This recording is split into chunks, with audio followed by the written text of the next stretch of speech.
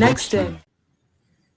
Welcome to Next In. Wow, it's we are moving through the year. We've done quite a few episodes. I don't even know, like 10,000 maybe. And we are really, really excited to have, let me see if I say it right, Robyn Pacetti. Did I get it close? There we go. Yeah. Okay, so Robyn Pacetti, and it is 10 a.m. our time. I don't know what time you guys might be watching it, all the people who are viewing, but it's 5 p.m. your time. So this is one of those, this is our second European podcast. So Shane and I, we had booked our flights to Germany. We were going to do this one in person, and then the flight got canceled. So if you enjoy watching the show, make sure you subscribe to this and get all of the different content that we have coming out basically on a weekly basis. But Robyn, we will start. Give us kind of an introduction. I know you've got a pretty storied career, everything from Amazon, Ubisoft, and so on in the gaming space predominantly. So tell us a little bit about yourself. Yeah, so I've been in the industry for a bit over 20 years now, and I started back in 2001 working for a US-based company.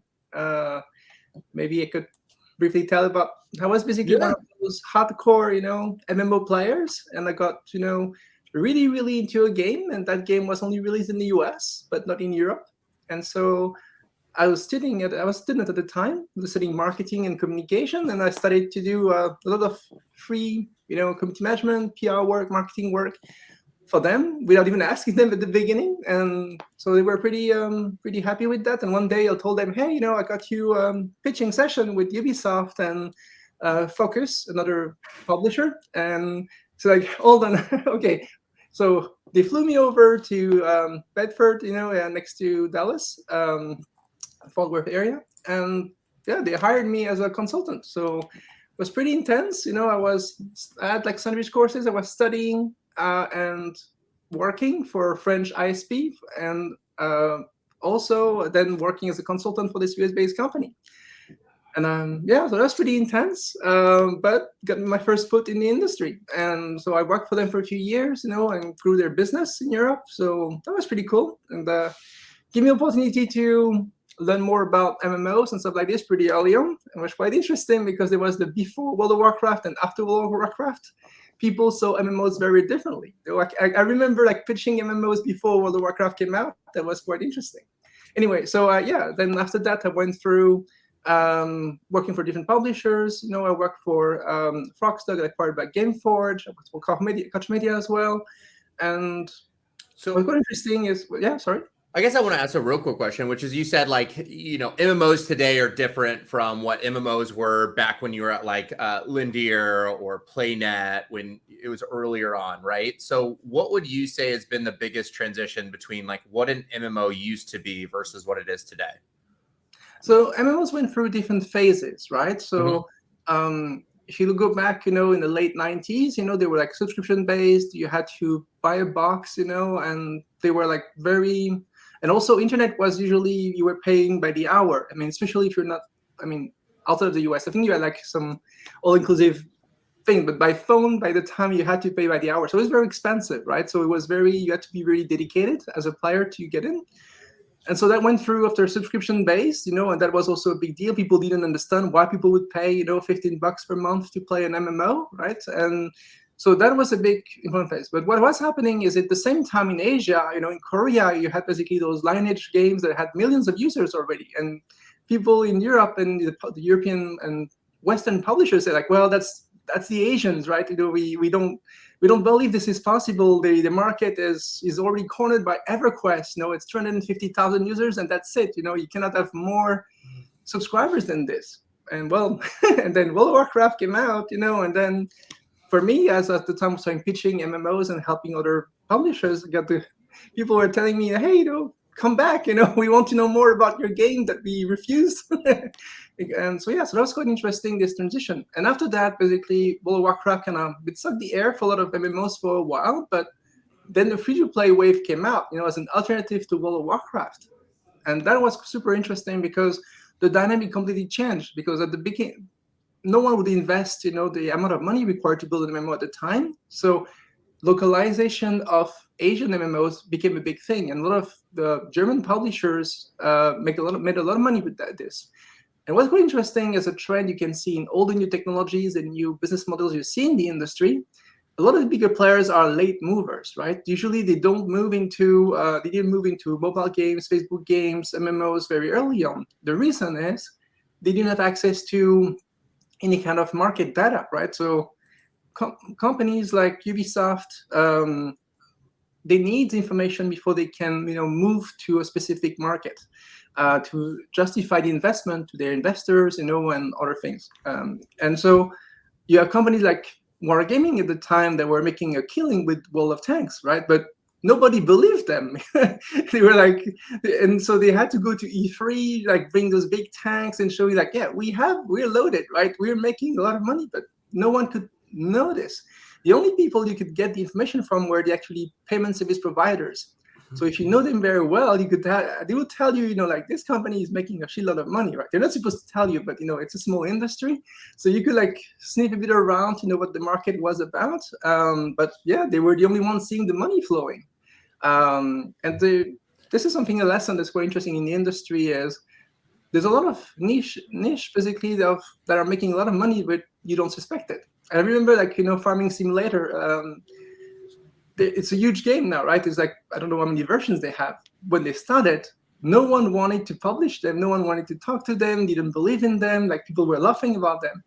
I worked at Amazon. I mean, like I can tell you that Amazon has the date mark when this game is coming out every year because it's such a big, market and sales, that basically it's one of the very rare games that are marked, in the calendar. And especially because also the crowd buying it is not the traditional gamer crowd. So there's a bit less issues with, people downloading it or finding this for other means. So, yeah. So, do you see being someone obviously in Europe, and you had mentioned kind of early stages in the 90s, you had the Asian way and then the European and then US, and it was really kind of separated. And a lot of that had to do because the internet was still early stage. And like you said, you had AOL and dial up and it was expensive and so on. Is that kind of gone, this idea of what's trending or popular in Europe is pretty much the same as what's popular in Asia, is pretty much the same as what's popular in the US or on the North American side of things? We're not there yet, but definitely in the way people are designing their games today, there's a will to find an art direction, because this is usually what it sounds like, a gameplay that is more international in a way that can attract, the Asian and the Western market at the same time. So when they work on Genshin Impact or something like this, right, like it's a bit more open, and the themes are also more international than like the Legend of the Three Kingdoms, how you'd see a lot of Chinese MMOs that you would have released 10 years ago. So, but it's also about the art direction, but it's also about the gameplay itself. One of the reasons those Asian MMOs at the beginning were not very popular is you had to grind a lot, right? Yeah, they were like very grindy MMOs, and the Western market wasn't really interested in this. But the thing is, those Western publishers that got basically licensed those games basically asked for modifications. So they changed the amount of grinding required. They changed some of the basic mechanics to import those games and distribute them, in the Western market. So sometimes, when I worked, at Gameforge and Frogster, we signed Bluehole for Terra, the action MMO. It was interesting because there was an operation, in the US, in Europe, and one in Asia. So at this point, things were pretty streamlined. It was the same game because it was still international. But if I compared this game with the other one that made a success, which was Runes of Magic, in Runes of Magic, like even the mobs, like the monsters, that you had in the first levels, they were changed to be a bit more westernized, right? Because they had some very question. What is quote unquote westernized mean? Is that like this instant gratification? Because like I've had a lot of conversations about that lately, where it's just like in the US, we've kind of got that Uber effect where it's like, I want my taxi in 5 seconds. I don't want 2 hours. I want it in 5 seconds. We've got like the Amazon Prime kind of conditioning thought process, which is like, I need 2-day delivery, or next day delivery, or same day delivery. I don't want to wait a week. Do we imagine, because I've talked to people where, so they're like, in the gaming world in Western society, it feels that way too, where the grind isn't as as big of a focus. We want instant gratification where we can get rewards faster, and that's why like these roguelike games are starting to get more popular, where it's still like these conditional runs. It's a constant. At the very end of the run, you get this reward, and that type of game is starting to become more popular. And they're trying to go, how do we add more roguelike functions in our MMOs because of Western conditioning, how they want their games? I don't know. I'm curious. It's just been a conversation I've been having with quite a bit of our studio clients. So yeah, so that is quite interesting discussion. The thing is, there are multiple factors that are changing how games are made today, right? In the MMO space or other spaces. The influence of mobile is one, right? But if you compare also like the evolution of gaming in the West and gaming in the East, right? Very different as well. But also in terms of habits, for example, in Middle East, right? They're not, the fact of losing is as much more impactful, in the experience. So what MMOs require a lot of users, right? So that to be profitable. And the question is, how do you find the lowest common denominator to not, push you out of some markets by default? And the mobile industry also, teach a bit the game industry that people like, those rewards, and they need to have a sense of success to hook them in. And of course, basically, those MMOs need to attract some casual users. So there's always a debate when you're building an MMO. It's like how hardcore you go, how fast you go. And one of the mistakes people do is to usually go super hardcore at the beginning because they feel that this is going to be attracting the most hardcore players. But this is kind of a mistake because an MMO usually never goes to. It's very hard for an MMO to not go more and more, on the hardcore path. The reason is, as the curve of people coming in, there's less people coming in, they tend to get more revenues from the existing player base. And the existing player base requires more content, more depth, because they know all the mechanics, right? So the challenge is how you keep this, open for everyone. So what I'm trying to say here is, yes, the market is changing to get those games with a lower, entry barrier. Like, so now they're free to play, they're easy to get into. You get a sense of success and progression to, like, get this kind of stickiness factor.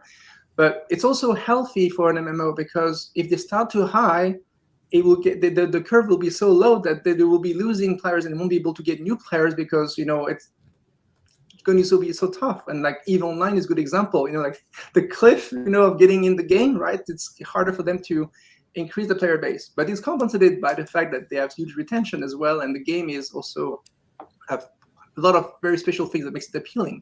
So you have to make sure that when you're building an MMO, you have to really think about what is your market, and how you're going to be bringing people in on the long term. And this is also like how we call personas. When you're building an MMO, you're defining a set of personas, like type of players that will play your game, and you try to segment them. So if you're trying to reach the Asian market, you'll say, okay, so what is our typical Chinese player, for instance, would look like, expectations of gameplay that is classes. And so that's gameplay-wise is... Okay, so right now we're talking about pretty advanced stuff, just to let you know, right? Because a lot of studios cannot afford to think in that fashion. But if you look into some of the big MMO mobile, companies, they have to localize how the characters look, right? For cultural reasons, right? Well, they need to feel a sense of connection, right? Like if you don't feel a sense of connection, you could drop out pretty fast, right? Exactly. Like, I don't connect with that player base. So it's just like, no, thanks, but no thanks. Exactly. And you have the issue with, magic, right? In some countries, showing magic and spirits, that is, it's very sensitive, so you cannot do that. You have also countries where the fact of losing or like, this game over or like repeat again is make people feel very bad. So for community-based game, if you have this kind of feeling that, hey, you lost next player, it's like an offense for people. It's subtle, but culturally, they feel bad about it, so they don't want to. So instead of saying game over or lose, it's retry or start again or something that's softer. Or how do you mitigate that player use case? That's interesting. Well, that's one of the big challenge of some games, but this has been mitigated as well because of the evolution of games. If you look into back in the days with the arcade games, right, you have this kind of whole design about the game over was to make sure that people would have to pay more to keep playing, right? And it took basically almost 2 decades, a bit over 2 decades, to remove the game over in most games. That's why now you basically have health bars that come back, and all of this, because this kind of punishment of like game over doesn't serve anything in the story, right? It's like if you play those choose your own adventure books, right? If you're dead, basically, if you take one choice, people will just roll back and start again, and there's kind of frustration aspect of that. So people are starting to think a bit more in terms of what the player wants, in terms of how to connect the player on the long term, because the mindset is changed from the goal is to make you pay 15 or 5 minutes, in an arcade, to, we want you to play 3 hours in your box and buy a new box, and a new game, to get more. To free to play is how do we get people to get connected and pay and monetize early. Now, how do you pay? Sorry, a subscription before, right? Just to be clear, subscription to pay around $15. The MMO was, okay, why you limited ourselves to $15? If people can play more and lower their entry barrier. Now the things are changing a lot, because it's more about, okay, what if the players could actually earn the money, right? But the question is, how do we get people engaged in the game and care enough to stay? Who cares if you have basically 5 billion items in the world and a game you never play, and if you don't use them and you don't sell them, right? So, and this is the constant balance between the business model and player basically motivations. And the fantastic things with gaming now is people starting to finally understand what game as a service means, meaning it's a service for players. And it's been interesting as that's been happening, because I know one of the use cases around that concept of like losing and game over and all that fun stuff. That's one of the reasons why Crusader Kings, for example, Crusader Kings does really well, because it's not a game over. It's just like you had elected this leader that's in a position of power, and eventually that person loses and they're removed, and then you have to endorse the next leader. So it removes that idea of it's never a loss. It's just that one is removed. Now we have to replace it. What does that strategy mean as there's this transition of power? And I know that does really well in the markets that doesn't like losing, like you're talking about, which is interesting. Yeah, and this is the type of game that is very interesting, because the Paradox games, right, they understand game as a service, and they manage to make it work with the traditional business model of selling boxes and DLCs, right? Because they know that their audience is so fascinated by all those mechanics, that it's more about iterating the same gameplay. Because the other thing that people hate is to learn new games. Like I like to play board games, right? And it's really painful to learn new board game rules every time, right? And the same thing for video games. People have very low threshold of patience. And so when you start to master a video game, you want more of it, but just slightly different in innovation, right? And this is where there's a very interesting thing that happens in the industry now. I think people kind of start to understand that, like the TV series model, right? Or like people understand that they want more and they don't want to learn everything again at the same time. But at the same time, the issue is, will your developers as a studio be interested to do that? And that's a very big issue, because a lot of the studios are very creative. But you tell, are you going to be developing this game for 10 to 15 years? There's very few developers that are that interested. And also in their career, it's better to say I worked on 15 games than basically I worked on the same game for 15 years. So there's this dynamic is very difficult to challenge, because at the same time, you need to have people that understand the vision and love the game enough, as much as the players do, to start to know what is interesting to add to the game without destroying it. And where I see a lot of potential is, if you see Star Citizen, right? You can criticize a lot of things. I know it's very, but the thing is, the players that they have, they believe in this vision, right? This is their hobby, right? They believe in building this perfect game. So the money is there, right? The business models are proven. People will throw money at you if you give them a long-term vision that they can really invest themselves, I'm still waiting for Star Citizen to come out. Cloud Imperium Games, has like 800 employees right now? It's like bonkers. It's so big. I'm so excited. Yeah, we'll see what happens. But I think at the core, what it proves, and show to other ones is there's different models that comes in, because we have game as a service, right? You're developing a game, expanding it, but Star Citizen is more like game development as a service, right? They're saying, hey, we have those development team, you're funding us to develop the game for you.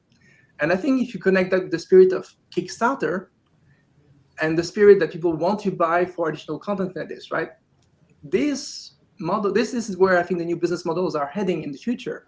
As especially with the metaverse, right? Like what's the metaverse to be interesting, to be developed in so many different areas to keep those huge groups of players interested.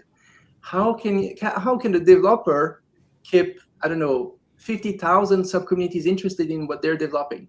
So and there is this giant argument that a lot of people are trying to go to blockchain / Web3 currency for that fact. Is like, how do we act like a Kickstarter where people can put in their money, eventually take it back if they want to, but having a sort of currency that acts as a Kickstarter that gives people financial rewards back. Some people love that, some people hate that, and it feels like Web3 as a form of funding has been an interesting conversation as well. Yeah, but I feel like right now that's what you're saying is totally true for today. But I think it's missing the point of where we're heading, in the future, because this tool of people have a feeling of ownership of what is in the game. That's one key of the puzzle, right? And that's one technology, that's fine, but it doesn't fix the game. Still need to be interesting. The question is, if you want to earn, let's say, land or thing like this, right? And it's not only about speculation, you want to really build that virtual world that will stay. How do you create that engagement for a 15, 20 years, 30 years period? And that's very few developers are already thinking in that terms. And that's a bit unfortunate. And I would encourage them to think more about this, because in the path of what's going to happen is, in a community, there's a lot of sub-communities, right? It's very segmented, right? And if you, let's say, want to have your virtual land in Web3, MMO, whatever, right? You want to, I don't know, if you really love, I don't know, gardening, as an example, right? But there's only 50,000 or 100,000 people interested in gardening in, I don't know, 2 billion player group. Will the developer have the bandwidth to develop for your own piece of gameplay that you're interested in and the depth you want? And so this is where I think the development of games need to evolve to, instead of being a fully centralized development situation, to be a decentralized development way where you would actually pay people to develop things for a specific game. So imagine a Kickstarter in a game where people could say, okay, I would like to hire developers to develop those features for this specific game that I need, because I know in Roblox people can do their own games. It requires a lot of skills. I think it's easier to say, let's group 50,000 players that want the same thing and say, we're going to fund this. And the company is going to be more in touch with the developer that knows what they're doing. The quality will be at the level you need, and they will actually implement it in the game. So it'd be like, more or less, let's say that you're in MMO X, Y, and Z, EverQuest, Crusader Kings, whatever. And the group of people could say, we want this mod built. We want you to help fund the ability to build this mod because I think it would be a cool game feature. We're willing to pay for it. Go make it. Yeah, imagine development into different pipelines. So let's say Crusader Kings, and you mentioned it a few times, great game. So let's say it's starting to become a community-based game, really focused, people really care about it. What happened is you have the main development pipeline with the developer, right? So they're going to develop the boring stuff. The backend, the technologies, and making key update. That's going to take a lot of resources to make this working. The question is, if you're really a fan of this world, like how do you get, I don't know, the Asian kings or like other parts of the world being modelized, right? This is going to be very, very low on the priority of the developers because they only have limited resources.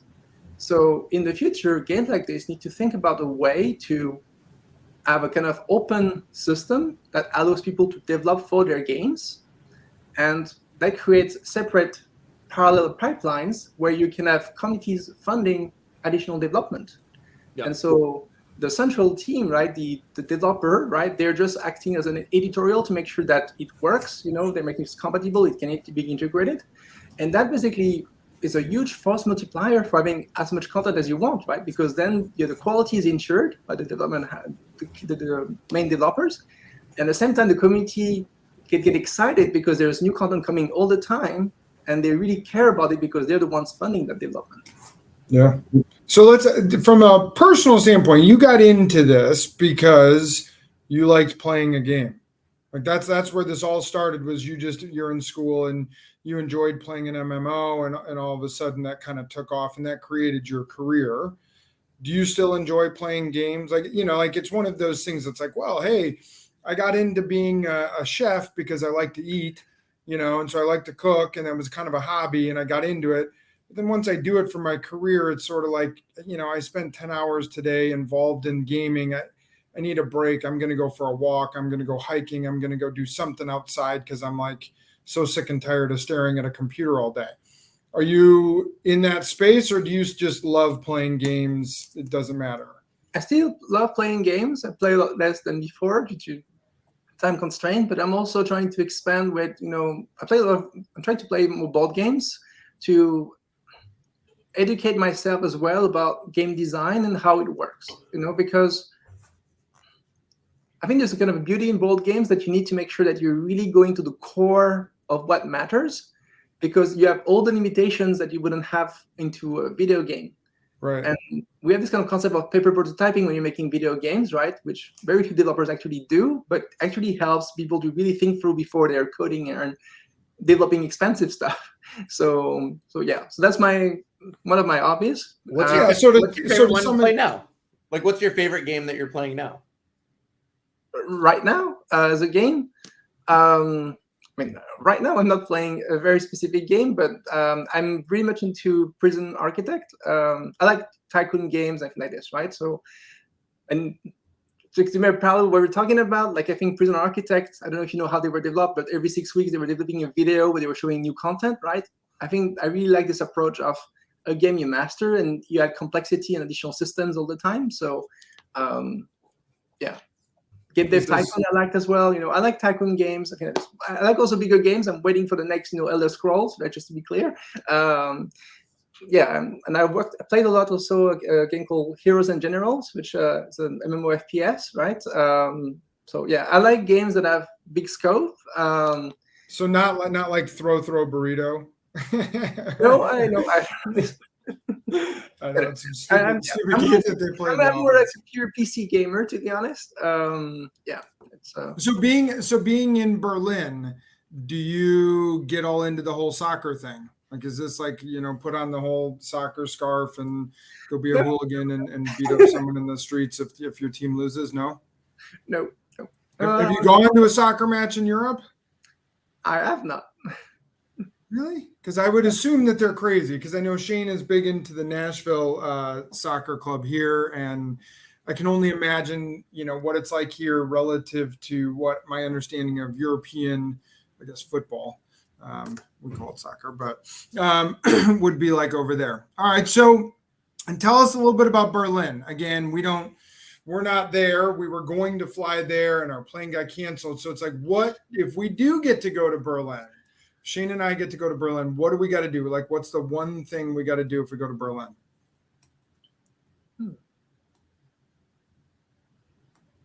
That is actually a very difficult question, because what makes Berlin special is that it's not one city. It's actually, well, there was the wall, right? As you know, it was separated, Yep. right? So, but even beyond the wall, there are different districts in Berlin that makes very different vibes, right? So you would have basically, one area which is more like, for quiet parents, very brunchy, It's me. area, which everything is clean, like gentrification that it's, at its peak. But there are some other district that would be a lot more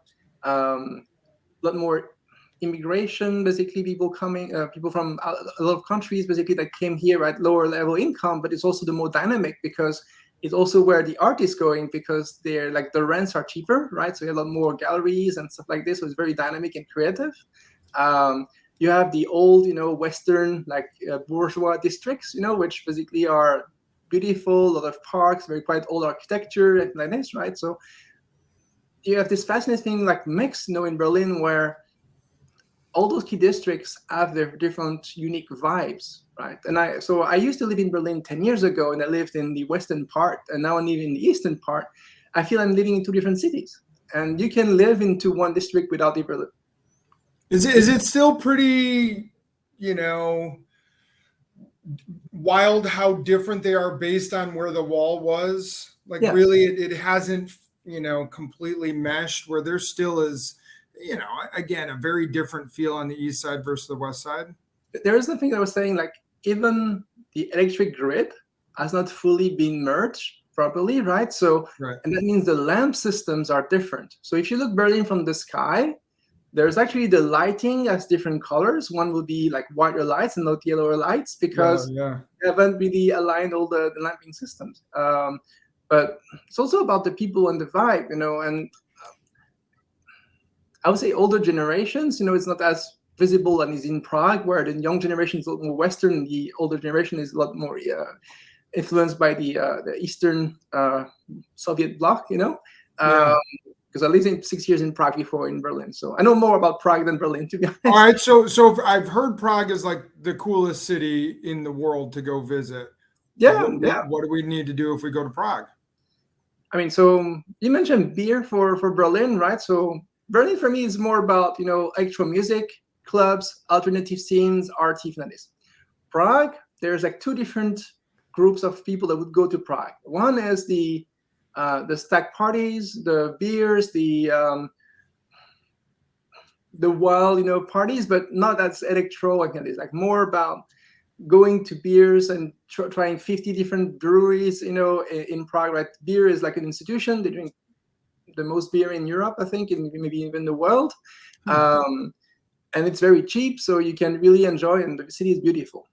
The other group of tourists is more like about architecture, about culture. It's about like, it's one of the most beautiful cities in Europe because it hasn't been impacted by the war so much. It wasn't bombed as much as Berlin or other cities, right? So it's very beautiful. The city center is amazing. And it's also a lot more human size. Like Berlin is huge, right? Like it's one of the things, the density is kind of low in terms of population, but it's like super extended. You can still walk a lot. I mean, by American standard, I think maybe we don't walk, but for European standard, you can still walk a lot.